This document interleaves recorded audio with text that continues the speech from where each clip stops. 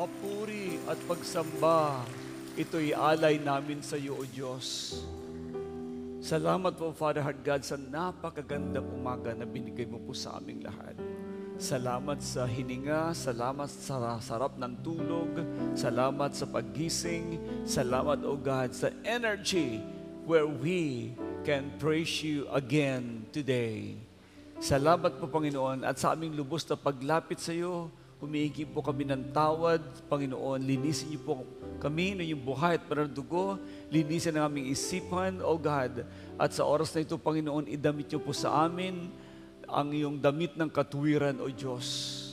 Idinadalangin ko, protect all our brethren today as they come to worship you in spirit and in truth. Lord, bless all the JA1 worship services around the globe today. And Father God, lahat ng mga nanunod po ngayon, nag-worship online, bless them, O God, as you give us the revelation in this place, Lord. As well, O God, sa lahat ng tatanggap ng salita mo, Panginoon, tatanggapin nila, O Diyos, ang iyong mga pinangako. Lord, even ang healing, the authority that only comes from you. Salamat po.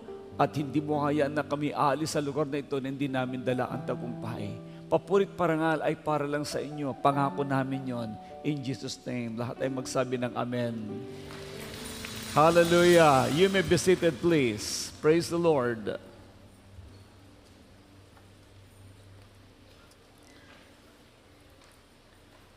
And let's declare Luke 4:18 and 19. Sabay-sabay, go. The Spirit of the Lord is upon me, because He has anointed me to preach the gospel to the poor.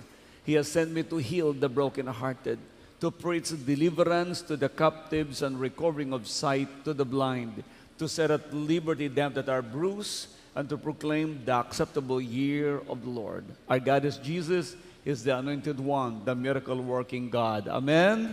Praise the Lord.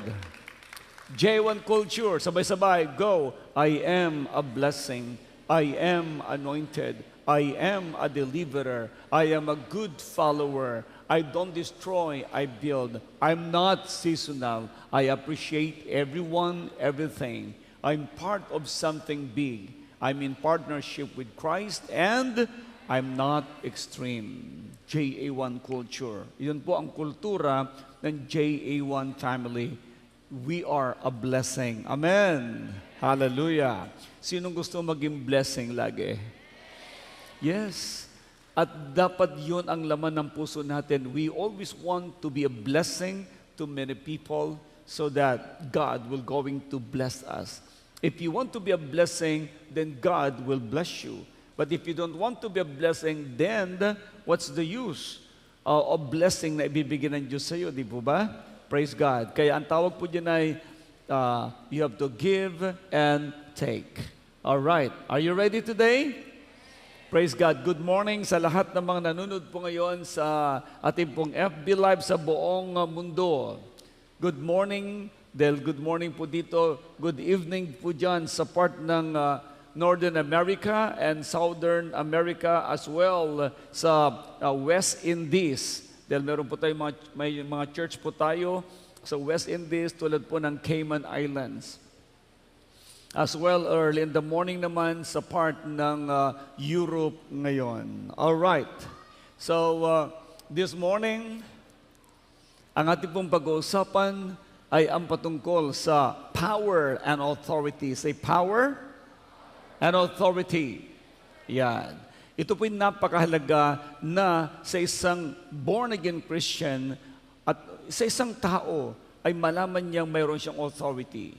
And of course, if you know that you have relationship with Jesus, you know that you have the authority. Everybody say, built-in power. Isa pa po. Pag sinabi po natin built-in power, mula nung ikaw ay tumanggap kay Jesus Christ bilang tagapagligtas at Panginoon ng iyong buhay, ikaw ay tumanggap din ng kapangyarihan. Mayroon po itong kalakip na kapangyarihan na dala-dala niya sa iyo. At ito ang siyang isi-share po namin sa inyo ngayon at sa buong March pong ito, ang ating pong series of teaching ay patungkol po ito sa authority, patungkol po ito sa power, sapagkat if you don't know your authority bilang isang anak ng Diyos, then ikaw lang ay ordinary. Ordinary lamang na naniniwala sa Diyos. Okay? So, according to the book of Luke chapter 9 verse 1, ang sabi niya, one day, Jesus called together His 12 disciples and gave them power and authority to cast out all demons and to heal all diseases. Ang ganda, no? Sa Tagalog, tinipon ni Jesus ang 12 at binigyan sila ng kapangyarihan at karapatang magpalayas ng mga demonyo at magpagaling na mga may sakit. Galing, magpagaling na mga may sakit. Bakit nga ba mayroon po masasamang espiritu? Bakit nga ba mayroong sakit karamdaman? At bakit nangangailangan ito ng kagalingan? Alam nyo, maraming mga tao ngayon ay nagdurusa sa maraming sakit. Nahihirapan sa kahirapang nararanasan po nila. May mga mental problems, may physical problems, may mga oppression po sila, at nangangailangan po sila ng kalayaan mula sa lahat ng mga captivity ng dyablo. Now, bakit ang maraming tao ay nagkakaroon ng sufferings? Una, because of sin. Everybody says sin.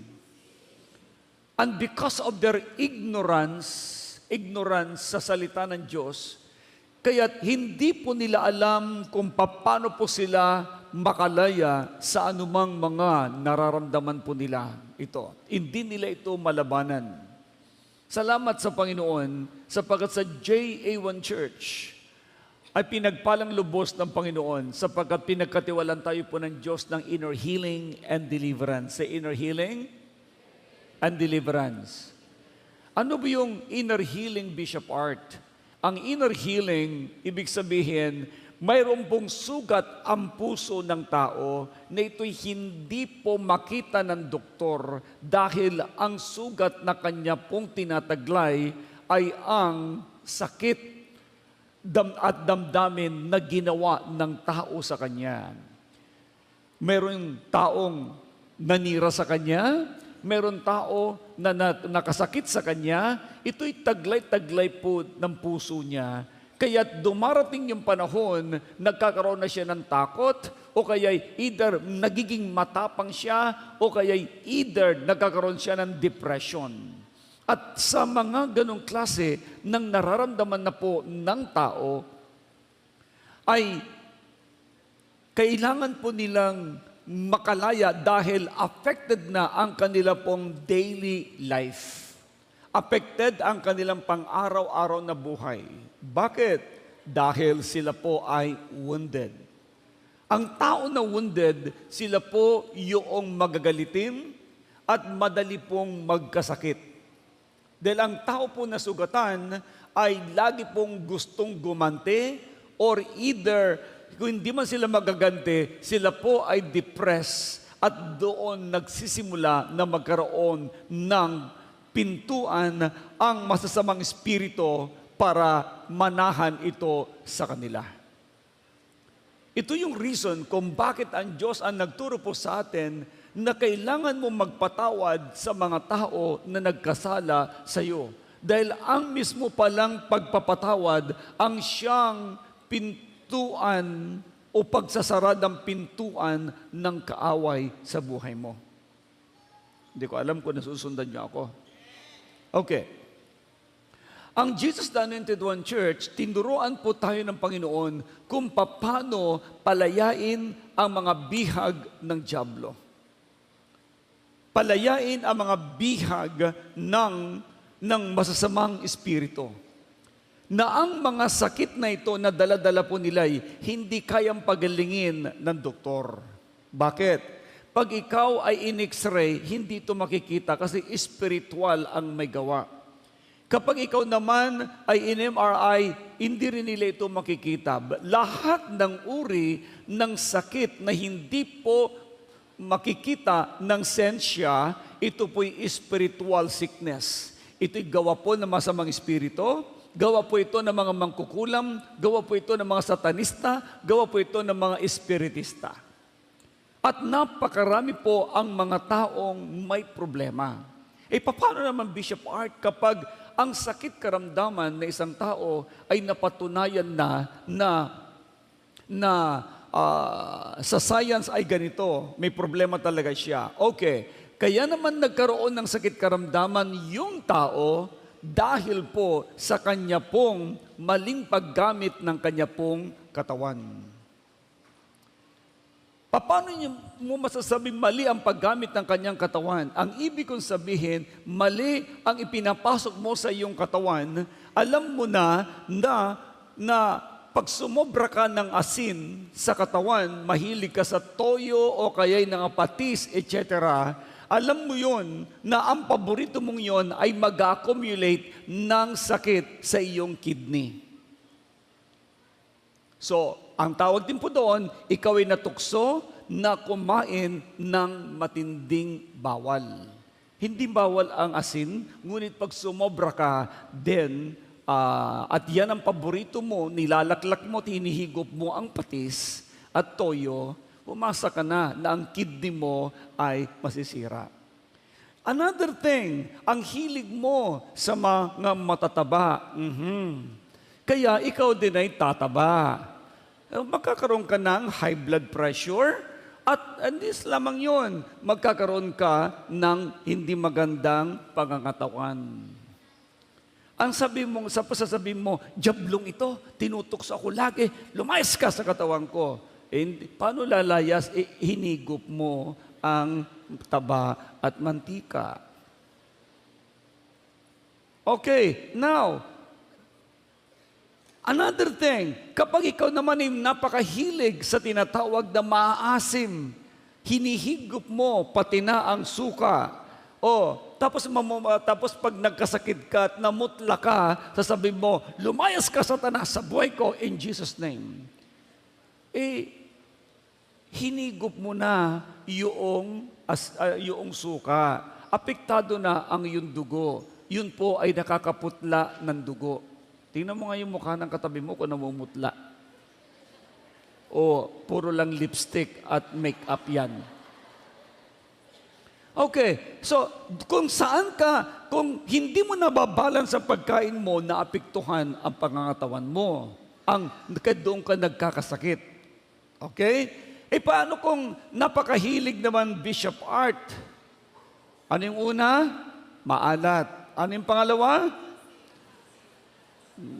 Mamantika. Pangatlo? Maasim. Ano pa bang isang dapat kong sabihin sa inyo? Sobrang tamis. Ayan. Mahal na mahal ko ang matamis. Ayun. So, ano ang tatirain naman niya sa iyo? Siyempre, the more mo lalagyan ng asukal lang yung katawan, the more ka din na posibleng magkaroon ka ng diabetes. Ang diabetes, kayo mga kabataan, makinig kayo mabuti. Kapag mahilig kayo ng soft drinks, magsisimula po yan sa 30 years old to 40 to 50s. Yan. Kaya, na-accumulate ninyo yung sugar na yan, sobrang hilig po ninyo, maapektuhan naman ang inyong blood sugar, kaya nagkaka-diabetes. Tapos sasabihin ninyo, lumayas ka Satanas sa buhay ko. Paano naman lalayas yun Hindi naman tinukso ka lang naman, nagpatukso ka naman na pinagkahiligan mo ang ganong klase ng pagkain. Everybody say, maging normal. Isa pa, normal.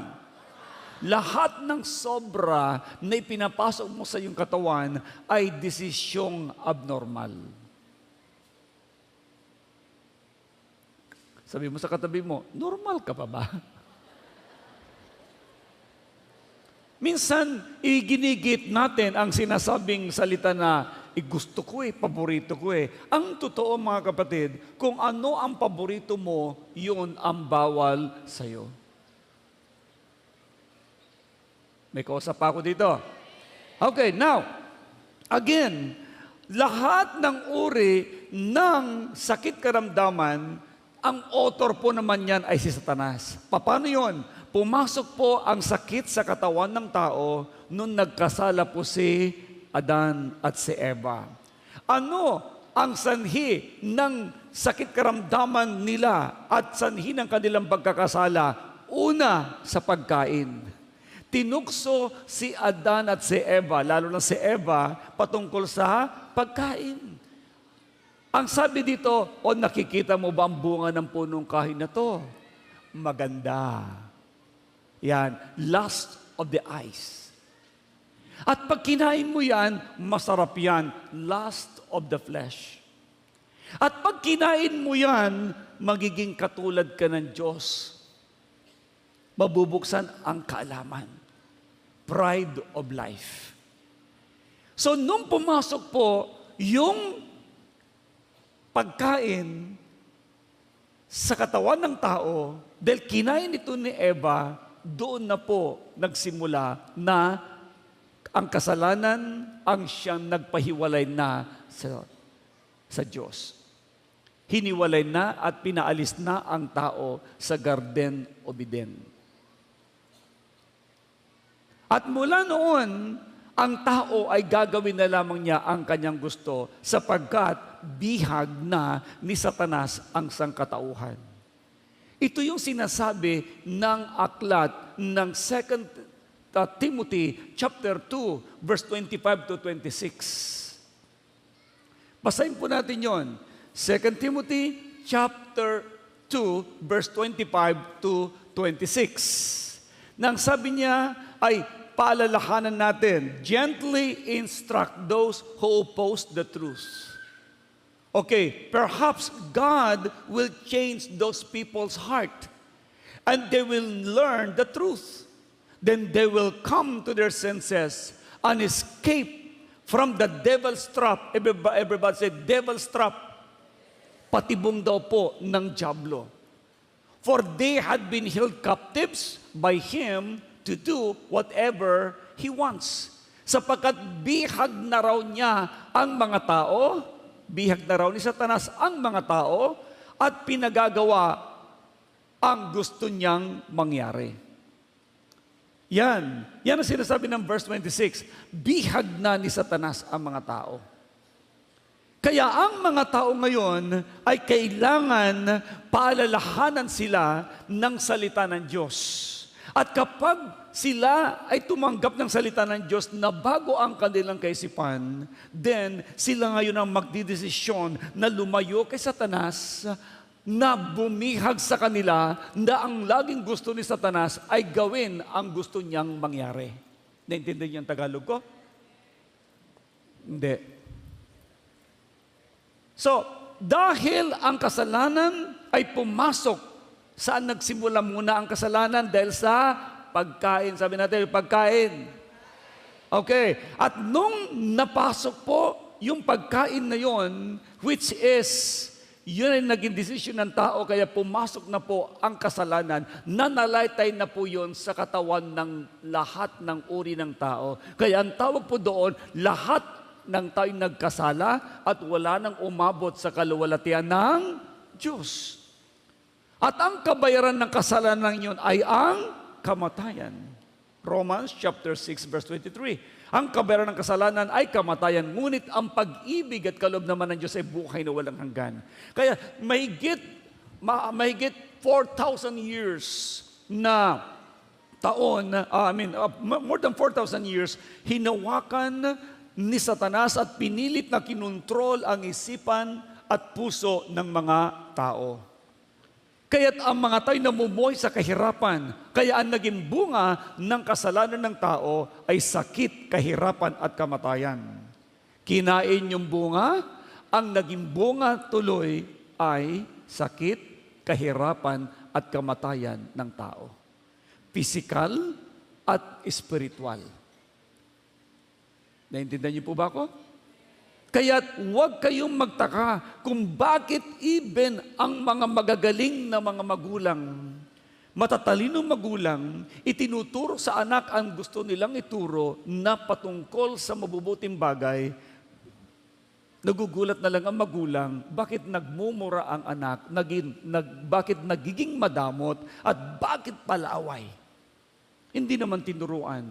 Again, dahil nananalaytay sa buhay ng tao ang kasalanan na minana niya kay Adan at kay Eva. Okay, walang sakit karamdaman supposed to be ang tao.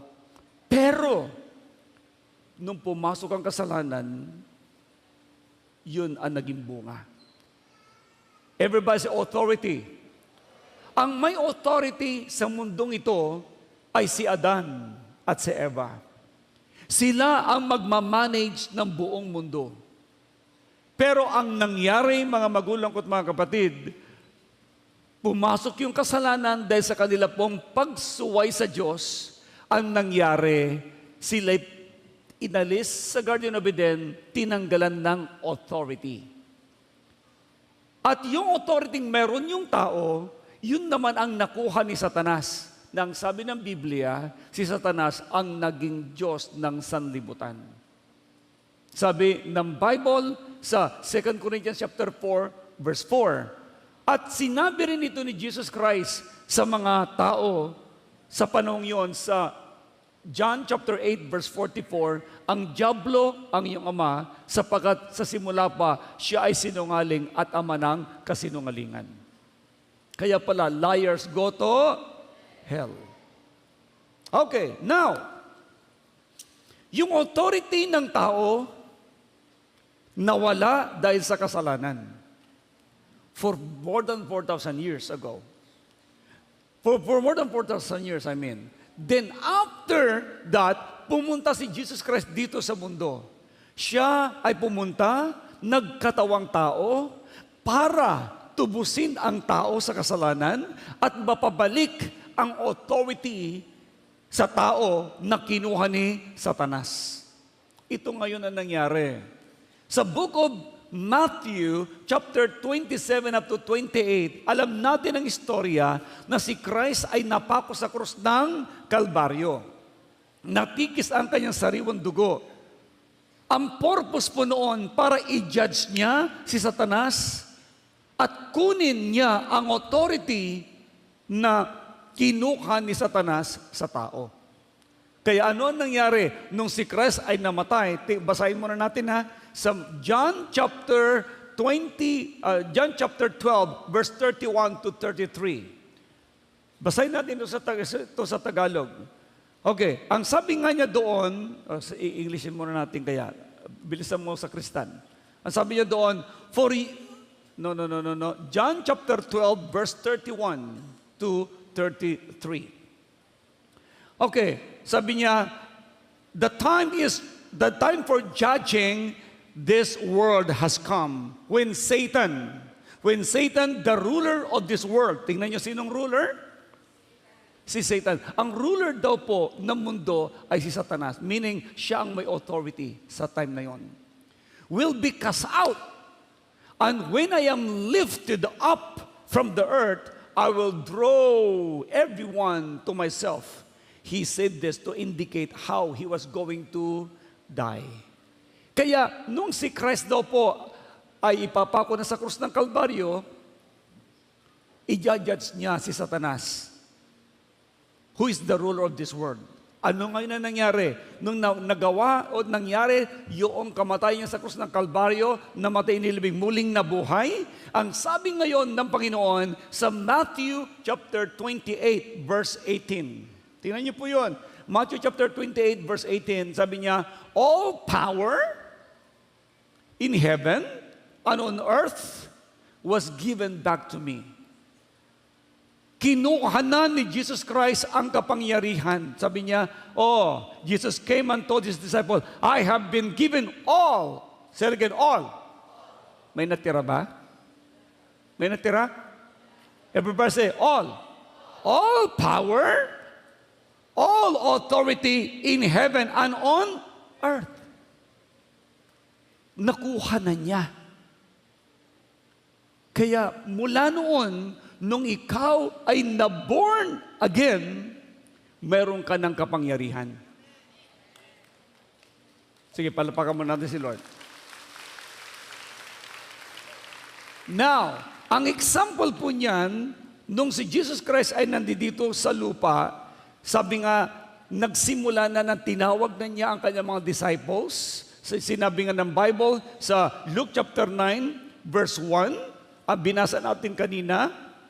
Okay, ang sabi niya, tinipon ni Jesus ang 12 alagad niya at binigyan sila ng kapangyarihan and authority to cast out all demons and to heal all diseases. Grabe. So, this authority that God has given you and me, kung paano ibinigay niya ito sa kanyang mga 12 disciple, sa ating pong panahon ngayon, ibinibigay din niya ito sa lahat ng mga sumusunod sa Kanya. Kaya ikaw ay hindi na isang ordinaryong tao, ikaw ay powerful because God has given you the authority to cast out all kinds of evil spirits. Kaya ang sabi nga ng Bible, sa book of Luke chapter 18 chapter 10 verse 8, 17 up to 18, bumalik din po yung 72 disciples. Aside sa 12 disciples, mayroon pong 72 disciples na binigyan ng Diyos ng authority. Nung bumalik po sila, tuwan-tuwa. At ang sabi nila, Lord, even ang mga demonyo ay sumusunod sila sa mga utos namin. At ang sabi ni Jesus Christ, oo, nakita ko si Satanas bumagsak na parang kidlat dito sa lupa. Pero huwag kayong matuwa dahil suko ang demonyo sa inyo. Matuwa kayo dahil inyong pangalan ay nakasulat na sa aklat ng buhay sa langit. Wow! Ano sabi niya muli? Nakita kong parang kidlat na nahulog si Satanas mula sa langit. Oh, sabi ng verse 19, huwag kayong matuwa dahil suko sa inyo. Ibig sabihin, normal lang pala yan. Pag ikaw ay born again, suko ang diablo sa'yo. Tama ba? Okay. Kaya, pero ang matindi nito, matuwa kayo dahil nakasulat na ang inyong pangalan sa aklat ng buhay sa langit. Yan ang sabi ng verse 20. Ano sabi niya dito? Ngunit magalak kayo. Hindi dahil sa napapasuko ninyo ang masamang espiritu, kundi dahil nakatala na sa langit ang inyong mga pangalan. Kapag pala ikaw isang born-again Christian, meron ka relasyon sa Panginoon, yung kapangyarihan na inagaw ni Satanas sa sangkatauhan, ito ay nanumbalik sa iyo. May kausap ako? Nanumbalik yung kapangyarihan ng Diyos sa iyo na nawala ni Adan at ni Eva. Yan ang born-again Christian. Now, ito ngayon ang gusto ng Panginoon na mangyari sa ating lahat. Ikaw ay may authority. Kaya number one, that Christians are given a number of weapons. Ito pala yun. Kaya ikaw ay may authority dahil taglay mo ang pangalan ni Jesus. So number one, the name of Jesus. Ito yung authority mayroon ka. Hindi ka pwede magpalas ng demonyo na sa pangalan ni Santo Pio. Wala hong ganun sa Bible. Sa pangalan ni San Jose. Wala hong ganun. Sa pangalan ni San Pablo. Wala hong ganun. Sa Bible, ang authority lang na mayroon tayo na gagamitin at ibinigay ng Diyos, wala iba kundi, in the name of Jesus. Tingnan ninyo ang sinasabi ng Philippians chapter 2, verse 9 to 11. In the name of Jesus, every knee shall bow, every tongue will confess that Jesus Christ is Lord to the glory of the Father. Tingnan ninyo Philippians 2 verse 19, at dahil dito, siya'y lubusang itinaas ng Diyos at binigay sa Kanya ang pangalang higit sa lahat ng pangalan. The name that is above in every name. Sa gayon, sa pangalan ni Jesus, ay luluhod at magpupuri ang lahat ng nasa langit, nasa lupa, at nasa ilalim ng lupa. At para sa ikakaluwalhati ng Diyos Ama, ang lahat ay magpapahayag na si Jesu Kristo ang Panginoon. So walang ibang pangalan na makapangyarihan na gagamitin para gumaling ang isang tao, kundi pangalan lang ni Jesus. Hindi po anting-anting.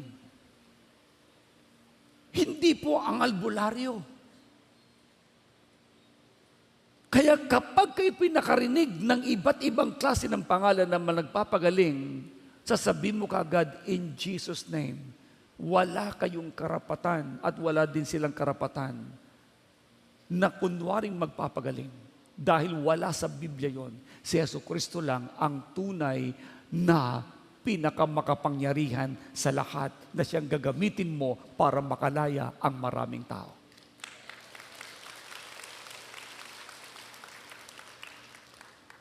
Now, ang point ko ditong sinasabi pa rin, Mark chapter 16, verse 15 to 17, ito po yung authority na mayroon ka. Sino po ditong gusto magkaroon ng kapangyarihan?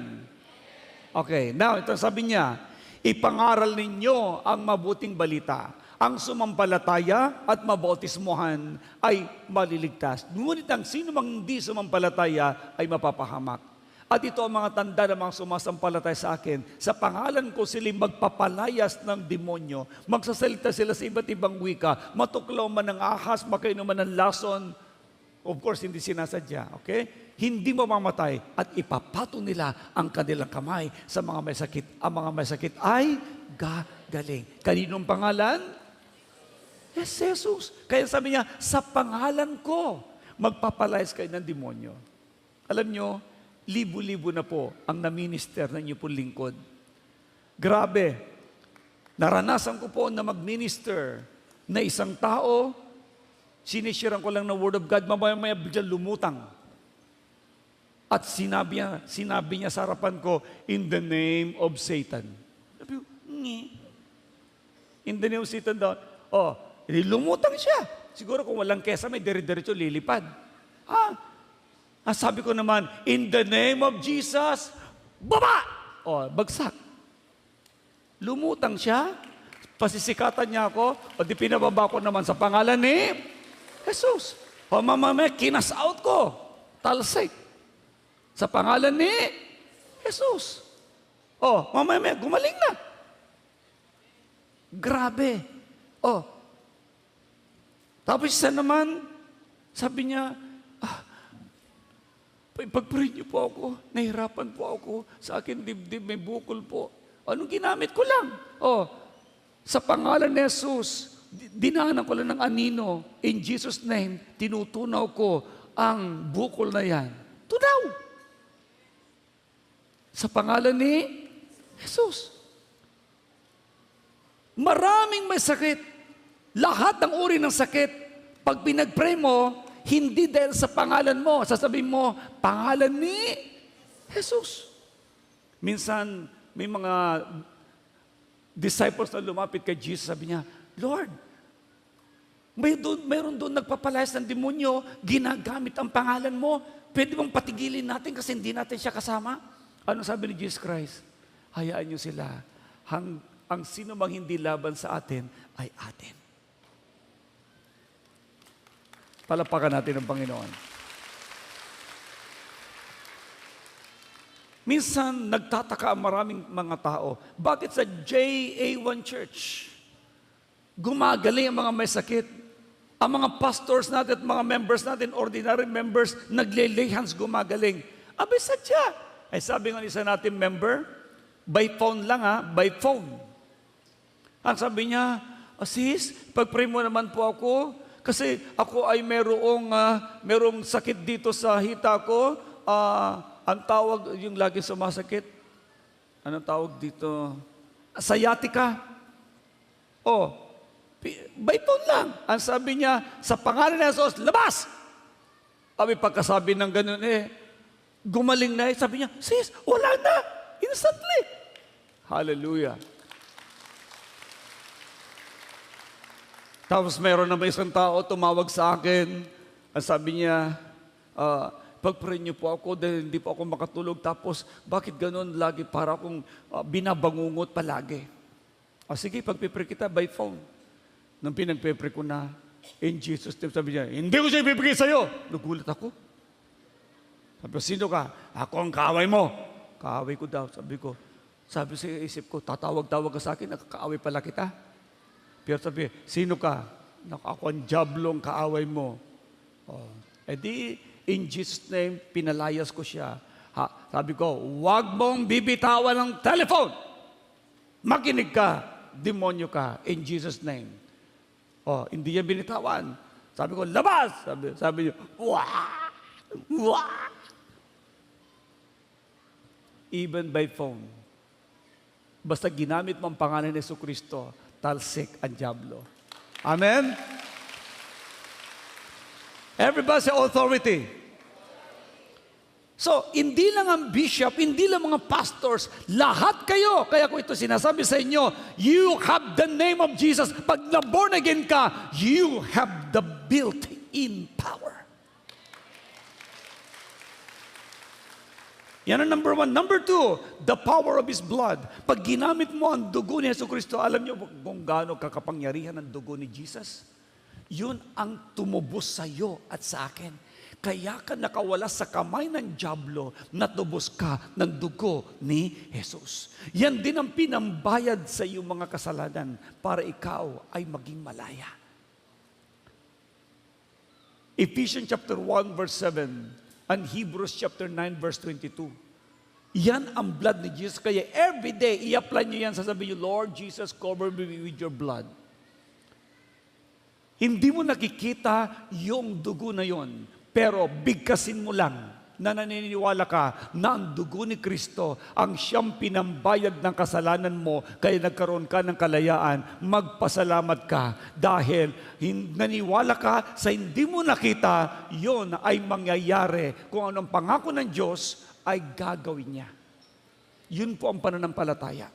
Pangatlo, the Word of God. Kapag ang words of God ay ginamit mo, ito'y makapangyarihan. Ang sabi po ng Book of Ephesians chapter 6 verse 17, ang words of God ay sword of the Spirit. Ito ay sandata, para po itong espada. At sinabi rito ng Hebrews chapter 4 verse 12, ito ay katulad ng isang tabak na magkabilay talim, na kapag ginamit ito, in Jesus' name, by the word of God, I rebuke the works of the enemy. Yun ay magaganap. Kaya, the more kayo nagbabasa ng Biblia, the more na maraming pumapasok sa isipan ninyong sandata. Pag ito'y binigkas mo, sasabihin mo, nasusulat. Sabi natin muli, nasusulat.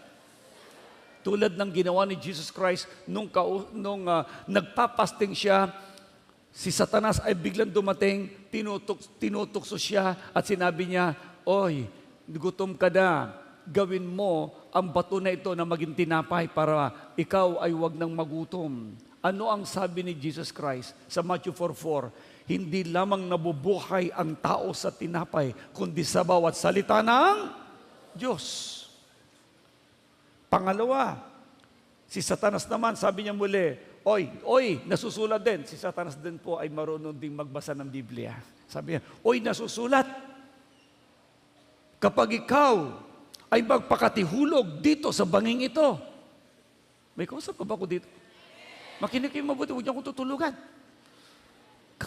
Authority ang tinuturo ko sa inyo, authority. Pag tinulugan niyo ang words of God, laglag. ang power. Ito, ang sabi ni Satanas, nasusulat din na kapag ikaw ay magpapakatihulog dyan sa bangin, ikaw ay sasaluin ng mga batong matalas. Mali ang pagkakakot niya. Bakit mali? Wala nakalagay sa Biblia na magpapakatihulog. Ibig sabihin ng magpakatihulog, sinadya. Kung hindi mo sasadyain, sasaluin ka ng mga anghel. Si Satanas sabi niya, oy, pag tumalon ka dyan, sasaluin ka. Anong sabi ng Panginoon Yesus? Nasusulat, huwag mong subukin ang Panginoon mong Diyos. After that, dinala naman ni Satanas si Jesus Christ doon po sa isang lugar. Sabi niya, kung sasambahin mo lang ako, ibibigay ko sa iyo ang buong kayamanan ng mundo. Kaya nabanggit niya sa panahong yon, siya pa ang Diyos ng mundo dahil nakuha niya ang kapangyarihan kay Adan at kay Eva. Naintindihan niyo po ba ako? Okay. Pero alam niyo, nung sinabi niya yon na ibibigay niya ang buong mundo, pag sinamba siya ni Jesus, ang sabi ni Jesus Christ, nasusulat, ang Panginoon Diyos lang ang dapat mong sambahin. Pagkasabi noon, si Satanas, takbo. Hallelujah! Kaya, kapag ginamit mo ang salita ng Diyos, yan po'y katulad ng espada. Kaya pag binigkas mo yan, in Jesus' name, it is written. Ibig sabihin parang hawak mo ang espada. At sa abang binibigkas mo yon, tinatagam mo ang kaaway. In Jesus' mighty name. Hallelujah. Amen? Okay, makinig kayo mabuti. Kung paano ang batas ay binibigkas ng mga lawyers at ng mga mambabatas ayon sa batas. At yun po ay tinitindigan nila at yun po ang dapat mangyari. Gusto ko rin sabihin nyo sa inyo lahat. Ayon sa Biblia, pag pinanghawakan mo yon, hindi ka pwedeng pigilan ni numan. Hindi ka rin pwedeng tanggihan ni numan. Bakit? Yan ang iyong final authority. So use the words of God. That is your authority being a born-again Christian.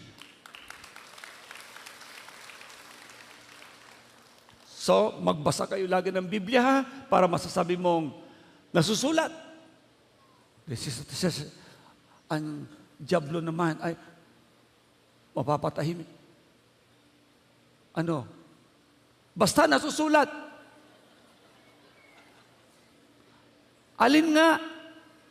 Basta nasa Biblia. Hindi. Kailangan, pag sinabi mong nasusulat, bigkasin mo yung sinasabi mong nasusulat. Baka sabi ni Satanas, Baba, mas marunong ba ako sa iyo?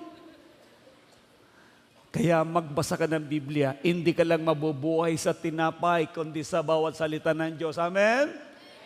Ay baka naman puro na lang kayo TikTok. Baka puro na lang kayo FB. Puro na lang kayo, ay nako, ay magbasa.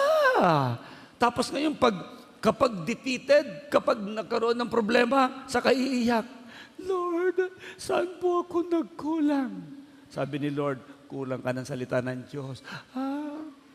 Kaya sabi ng Biblia, pang-apat na bibigkasin ko, everybody say faith. Pananampalataya. Ang pananampalataya, ang siyang authority mo to cast out evil dahil kaya ka nagpapalayas ng demonyo dahil may pananampalataya ka na ang Diyos ay tutugon. Tama ba? Now, tingnan niyo po example sa book of Matthew 17, verse 20 to 21. Ang sabi ni Jesus Christ, pinag-pray niya yung may sakit na dinala sa kanya. Pinalayas yung demonyo at lumayas. Tingnan nyo, sumagot siya, dahil sa maliit ang iyong pananampalataya, tandaan ninyo, kung kayo'y may pananampalataya sa Diyos na sinlaki ng buto ng mustasa, maaari ninyong sabihin sa bundok na ito, lumipat ka doon. At ito'y lilipat nga. Tunay na walang bagay na hindi ninyo magagawa. Everybody say faith. Pananampalataya. Ay nung ang una, ako'y nananampalataya. Di ba, like ko na babanggit sa inyo, si Rev Alice, mayroon siya multiple cysts, nagpa-pray over, hindi na siya makatulog dahil buntis siya sa time na yon. Mayroon siyang faith. Ako din ay mayroon pong faith. Nung ibinuka ko lang ang kamay na tamaan ng anino ng kamay ko, ang kanya pong tiyan. Dahil nandun ang ilaw, nasinagan lang. Ginamit ko lang, by the laser beam power of the living God, tinutunan ko lahat ng multiple cysts in Jesus' name. Abi biglang tumigil. Nawala ang sakit. Afterwards, sabi niya, uwi na po ako, matutulog na po ako. Kinaumaga, nagpa-ultrasound. Yung 7.9 centimeter ay biglang bumaba, lumiit, naging 5.3. At yung 5.3 naging 3.3. Hanggang sa apat na ultrasound, wala nang makita ni Katiting na bukol sa kanya pong matres. Bakit? Pinagaling ng Panginoon. Dahil sa pananam, sabi niyo muli, say it again. Pananampalataya. Kaya magkaroon ka lang ng pananampalataya. Lahat ng imposible sa paningin ng maraming mga tao, lahat yan ay posible sa pangalan ni Jesus. Alam nyo, napakaganda na marinig natin na ang Biblia pala ay aklat ng himala. Sabi natin muli, aklat ng himala. Bakit aklat ng himala? Makinig kayo mabuti. Kaya aklat ito ng himala, lahat ng milagro na ginawa ng Diyos mula sa nilikha niya ang mundo, hanggang sa tinubos niya ang sangkatauhan, hanggang sa pinakita nagpapagaling siya. Mga kapatid, ito yung aklat na nagpapatotoo na ang Diyos ay makapangyarihan. Kaya manampalataya ka lamang, may mangyayari. Say again, faith. Kaya nga, sa Diyos, lahat ng imposible sa tao at isipan niya, sa Diyos ay posible. May kausap ako dito? Ang pwede lamang pong magsalita ng imposible tao. Pero pag sa Diyos po, posible. Ulitin ko muli yun. Sa tao, ang mga tao nag-alinlangan, imposible. Pero pagdating sa Diyos, lahat ay posible. Oh, hallelujah! Kaya kung naniniwala ka sa Diyos, lahat ng gusto mong mangyari, gagawin ng Diyos po yun ayon sa Kanyang kalooban. Kaya ang sabi nga niya, ang hindi nyo magagawa ng Diyos. Saan ka nakakita? Huminto ba ang mundo? Makinig, isang beses huminto ang mundo. Isang beses. Sabi ng isang scientist, mayroong isang araw na hindi umikot ang mundo. Paano niya nakwenta yon? Alam nyo, sinabi lang niya ho yun kasi nabasa niya sa Biblia. Sa panahon ni Joshua, nag-pray si Joshua, nung hindi pa natatapos ang labanan nila sa AI. Sabi niya, araw, tigil. Buwan, tigil. Huminto. Kaya hindi lumubog. Hindi lumubog. Ang ibig sabihin po noon, hindi umikot ang mundo para lamang manalo sila Joshua sa kanilang kaaway. Nanampalataya si Joshua. Manampalataya ka, may mangyayaring himala sa buhay mo. Say hallelujah! Ilan na po ang pinag-pray natin na mga hindi po magkaanak ay nagkaanak? Ilan na, gaano na karami ang mga taong may taning at wala ng pag-asa, noon nanampalataya sila sa Diyos, lumaya sila at gumaling po sila. Ang Diyos lang ang pwedeng magpahaba ng buhay ng tao. Ang Diyos lang ang manggagamot. Amen? Hallelujah. That's why everybody say faith.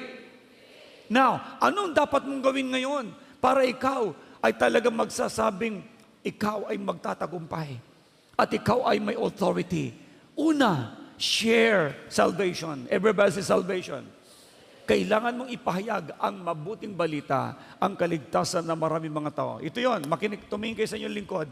Gagaling lang ang may sakit kapag siya'y nanampalataya kay Jesus at tinanggap niya si Jesus bilang tagapagligtas ng kanyang buhay. Naalala niyo yung kinuwento ko po sa inyo, si Mark? Isa pong basketballista, 6'6" ang taas, nagpa-pray. Ang sabi ko lang sa kanya, ipagpe-pray lang kita kung tatanggapin mo si Jesus. Sinong tatanggapin? Si Jesus. Hindi po si Bishop Art. Si Jesus Christ. Dahil si Jesus lang ang manggagamot. Alam nyo, sumampalataya po siya. Alam nyo na siya sumampalataya? Pinagpray ko na. Ayun, kargado. Siya po ay meron pong stage 4 prostate cancer. Nung tinanggap niya si Jesus, pagkatapos ng pinag-pray ko, nagmanifest yung spirito na nasa kanya, na nagkukos sa kanya ng prostate cancer. Matapos ko pong paalisin, yung pong spirito na yon, nagulat po si Mark. Biglang tumigil ang kanyang pain. Afterwards, hindi ko na siya nakita, then nagpaalam na kami. After a year, nag-report sa akin. Sabi niya sa akin, remember me, Bishop Art? Sabi ko, who are you? Ako si Mark na pinag-pray mo. Sasabihin ko sa iyo, sa kanya. Sasabihin ko sa iyo. Sabi niya sa akin, kung ano nangyari. After na pinag-pray mo ako, nawala yung pain. Pagbalik ko sa Amerika, nag-report ako sa doktor ko, chinek up niya ako, nagulat siya, dineclare niya akong cancer-free. At tinanong ako ng doktor kung ano nangyari, anong ginawa mo, bakit nawala ang cancer mo. Ang sabi ko sa kanya, somebody from the Philippines prayed for me. And my doctor said, Mark, that is a miracle. Hallelujah. So mga kapatid, ang point ko dito, gagaling lang po kayo kapag tinanggap ninyo sa puso nyo ang tunay na tagapagligtas at tunay na manggagamot. Pangalan ni Jesus, kailangan mo siyang tanggapin. Amen? Okay, that's why share salvation. John 3:16. And Acts chapter 4 verse 12 says, sa silong ng langit, tanging pangalan lang ni Kristo ang ikaliligtas ng sangkatauhan. Yun lang ang ibinigay ng Diyos amang sumasalangit. Sa Kanya lamang matatagpuan ang kaligtasan. Hindi po sa sino mang mga santo at santita at anumang mga santo. Santo nila, santo ninyo. Hindi po yun ang tagapagligtas. Si Jesucristo lamang ang tagapagligtas. Amen? Now, sapagkat walang ibang pangalan, sino man ng sino mang tao sa buong mundo na ibinigay ng Diyos sa mga tao upang tayo ay maligtas. Si Jesucristo lang po yan. Alright. At hindi lamang yun, John 14:6, si Jesucristo lang ang way, the truth, and the life. No one can come to the Father except by Him. Number 2, repentance. Say repentance. Gagaling lang ang tao kapag siya ay nagsisi sa kanyang mga nagawang kasalanan. Bakit? Sabi ng 1 John 1:9, kung ipapahayag ninyo yung mga kasalanan, siya tapat at banal na patatawarin ka at lilinisin kanya sa lahat mong kalikuan. Kaya huwag niyo sasabihin na kayo po ay hindi na kayang patawarin ng Diyos. Kaya kayong patawarin ng Lord. Sinlaki man ng barko sa pier ang inyong kasalanan, ang pagpapatawad ng Diyos sa inyo ay sinlawak ng karagatan.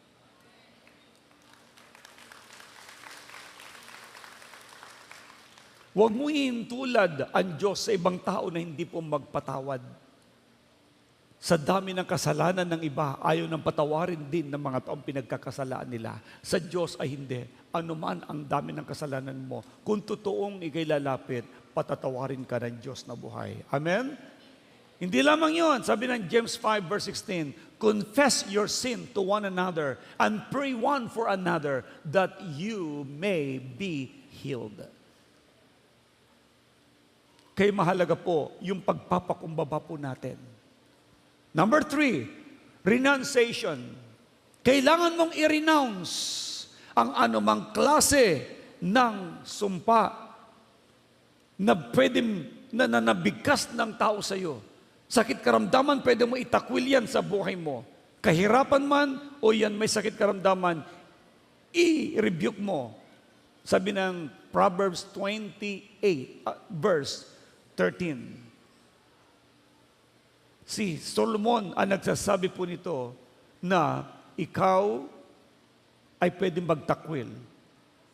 Ang nagkukubli ng kanyang sala ay hindi mapapabuti. Ngunit, kakahabagan. Sabi natin muli, kakahabagan. Isa pa? Kakahabagan ng Diyos ang nagbabalik loob at nagsisisi. Kaya please, humingi ng tawad sa Diyos. Pangapat, prayer. Say prayer. Pag ikaw ay nanalangin, sabi ni Haring David sa Psalm 18 verse 2 to 3. Pag ikaw ay nagpray, diringgin ka ng Diyos. Huwag mong isipin na ang Diyos ay malayo. Ang Diyos ay nandiyan. Magpakumbaba ka lamang at manalangin, siya ay tutugon. Kaya sabi ni David, si Yahweh ang aking batong tanggulan, ang aking tagapagligtas, Diyos at kanlungan, tagapag-ingat ko at aking sanggalang. Amen? So mga kapatid, siya ang paghariin mo sa buhay mo. Kaya nung si Mark ay tinanggap niya si Jesus sa kanyang buhay, kumilos ang Diyos sa kanyang buhay. Napakarami po nagpapatotoo. Kaya mga kapatid, even ngayong araw na to, gagaling kayo. Sinong gusto magkaroon ng kapangyarihan? Sino rin ang gustong gamitin ng Diyos ang kanyang kamay? Magpapatol ng kamay sa mga may sakit, ang mga may sakit ay gagaling. Hallelujah. Gagawin ng Diyos yan ngayon sa buhay ninyo. And the last one, everybody say, command. Uutusan mo ang masamang espiritu na umalis. Uutusan mo ang sakit na umalis. Uutusan mo ang lahat ng pangit na bagay sa buhay mo. Lalayo yan sa iyo. Kaya anong sabi ng mga disciples, mga 72 disciples, Luke chapter 10 verse 17, Lord, grabe, sa pangalan mo, nagpalaya, lahat ng utos namin, inutusan namin ng mga demonyo, sila po ay sumunod din sa pangalan mo. Kaya masayang bumalik ang 72, iniulat nila sa Panginoon, kahit po ang mga demonyo ay sumusuko sa amin dahil sa kapangyarihan ng iyong kaninong pangalan? Jesus. Yung iba po, pag sila po ay nagulat, nanay ko! Aso! Pag nagulat, kung ano mga tinatawag, aray ko po! Dapat ang bibigkasin ninyo in Jesus' name. Amen? Again, sa pangalan ni Jesus, lahat ng tuhod ay at lahat ng dila ay magsasabing si Jesus ang Panginoon. Tumayo tayong lahat. Sa oras na ito, una, hihingi tayo ng tawad sa alam nating nagawang kasalanan. Pangalawa, lahat ng uri ng sakit karamdaman, ito ay itakwil natin. Gagaling kayo ngayon. Manampalataya ka lamang. Tama ba?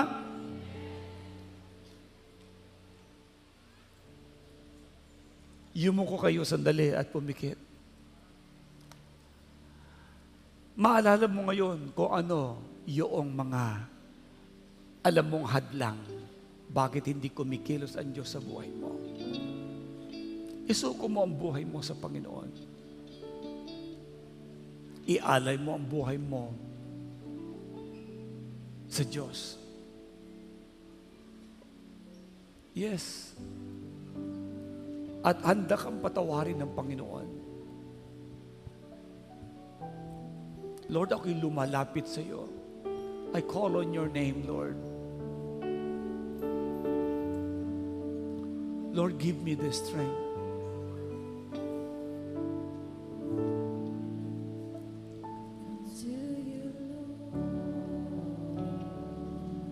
Hoping for your strength, Lord. Hoping for your strength, your power and love. Always be there. Always be there. Lord, I need you. Lord, I need you. I need you.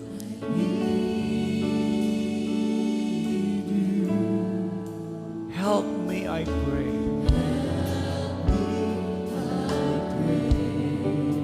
Break me and mold me. Teach me your ways. I call on your name.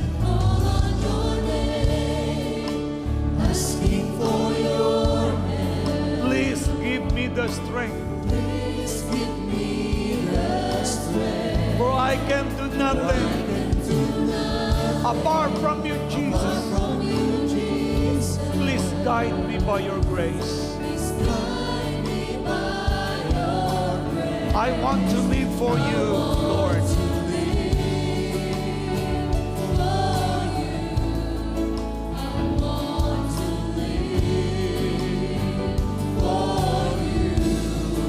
I want to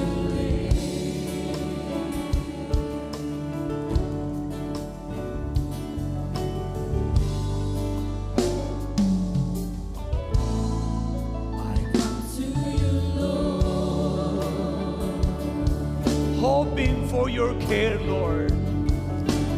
Hoping for your care. Your power and love. Always be there.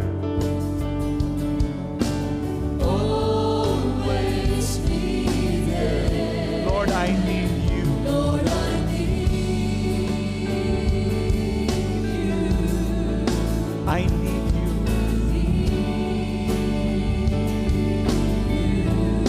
Help me, I pray.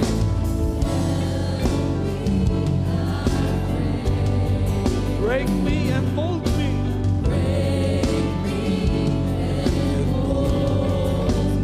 Teach me your ways. Teach me your way. I call on your name.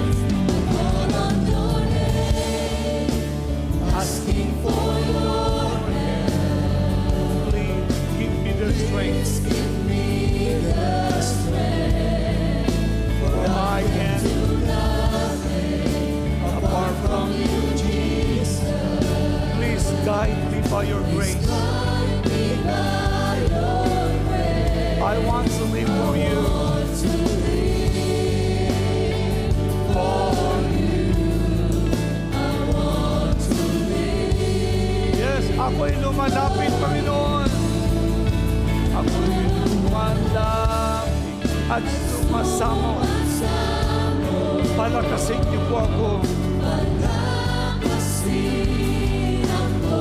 Pagkat At di ko kaya kung wala ka, Kristo. Lord, kahabagan mo ako. Ang buhay ko'y sa'yo.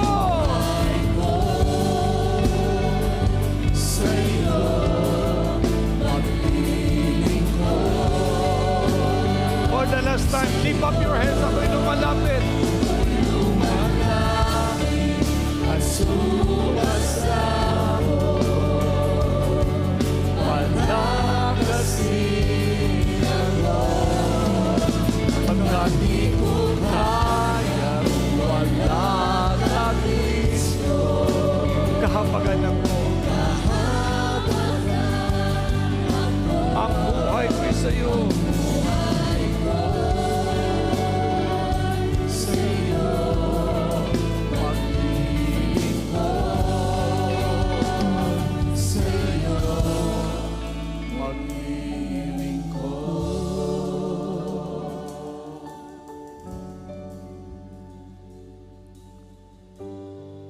Habang kayo nakapikit, tandaan mo, narinig ng Diyos ang iyong inawit, na kung iyon ay galing sa puso mo, ang Diyos ngayon ay kumikilo sa buhay mo. Ibigay mong lubos ang buhay mo sa Diyos.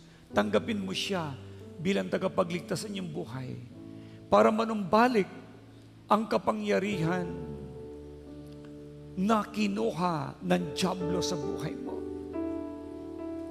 Iglagay mo ngayon ang dalawang kamay mo sa iyong dibdib. Habang ka nakapikit, sabihin mo ang panalangin ito. Gawin mong taok sa puso mo. Sabihin mo, Panginoong Yesus, salamat sa pag-ibig mo sa akin. Natigis ang iyong dugo. Namatay ka sa krus ng Kalbaryo para ako'y tubusin sa kamay ng dyablo. Para ako'y tubusin sa kamatayan at bigyan ng buhay na walang hanggan. Patawad, O Diyos, sa lahat-lahat kong kasalanan na minana ko kay Adan at kay Eva. Minana ko sa aking mga magulang. Patawad po, Panginoon. Lord Jesus, pinapatawad ko na rin ang mga nagkasala sa akin. Lord, linisin mo ako ng banal mong dugo at maghari ka sa puso ko. Tinatanggap kita bilang tagapagligtas at Panginoon ng aking buhay. Salamat po sa buhay na walang hanggan at karapatan maging anak ng Diyos. Sa pangalan ni Jesus. Itaas mo ngayon ang dalawang kamay. At sabi mo, Lord, fill me with your power. In Jesus' mighty name.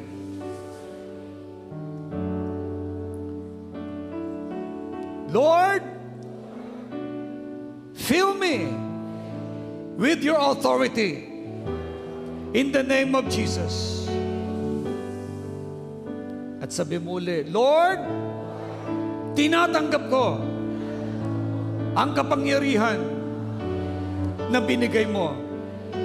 Use me for your glory alone. In the name of Jesus. Ako na lang magpipray, manatili nakapikit. Lahat ng nakataas na kamay, Panginoon, lahat ng kamay na yan, i-anoint niyo, O Diyos. At God, lahat din ng kanila pong mga kaisipan at bibigkasin ang kapangyarihan ng pangalan ng Panginoong Jesucristo. And I'm releasing that authority upon you in Jesus' name as your leader. I am declaring you are anointed. You are powerful. You are super blessed. Ang kamay na yan, ipapatong mo sa katawang may sakit. Ang mga may sakit ay gagaling. Now, kung mayroon kang nararamdaman sa sarili mo, ipatong mo ang kamay mo sa parte man ng katawan mo. Do it right now. Lord, nakapatong yung kamay na yun sa ulo, God, sa mata. Lord, nakapatong yung kamay na yun sa dibdib, sa kanyang breast, Lord, sa kanyang likod. Nakapatong, O Father Heart God, doon sa kanyang atay, sa kanyang pambato. Nakapatong, O God, doon sa kanyang tukod. Nakapatong, O God, doon sa kanyang prostate. Lord, nakapatong doon sa kanyang internal organ. Lord, sa kanyang baga. Lord Jesus, sa kanyang leeg. God, I release that healing power of yours. And I declare, healing is yours. Healing is yours. Lahat ng masamang espiritu, lumuhod ka sa pangalan ni Jesus. At tanggapin mo rin si Lord sa buhay mo. I declare this. Healing is yours. In Jesus' name. Pagpalain mo din yung matres, yung ovary. Bigyan mo ng anak, O Diyos, sa pangalan ni Jesus, ang mga walang anak, magbuntis. Sila na may asawa, na nangangailangan ng anak, magbuntis ka. Ngayon, in Jesus' name.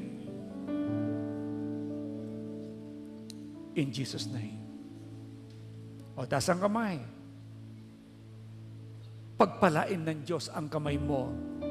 Ang negosyo mo, ang hanapbuhay mo, mapagpalang lubos.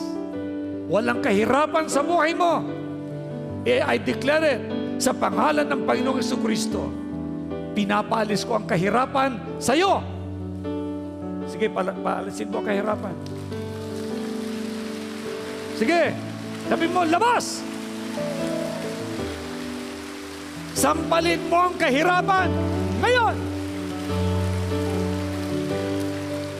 Tadyakan mo ang kahirapan, apakan mo now! In Jesus' name!